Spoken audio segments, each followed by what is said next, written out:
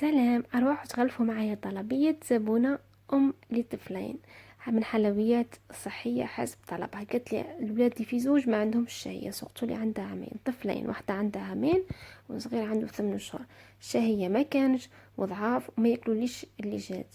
طلبت نوعين من الشوكولا وشرطها الوحيد قالت لي اخدميلي بالشعير واحد وما سحق الشوفان وما سحقت حتى إضافة واحدة أخرى. وهذه كانت طلبية، تخيرت لها النوعين، نوع بالشوكولا مطبوخ تقريب وصفته تشبه اللي درتها في بوكس اكتوبر اللي كنتفكروا ارانب بالشعير اللي عجب كامل الاولاد، مع انه كان بالشعير عجب كامل الاولاد.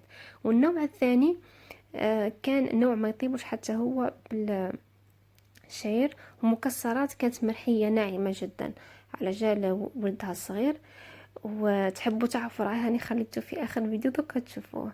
هذه كانت طلبيتها. اولادها قد ما كانش هي بتاتا مع كانت هذا رايها. قالت لي بنتي تاكل وتسبن وهي مش عادة ما تاكلش اللي جات.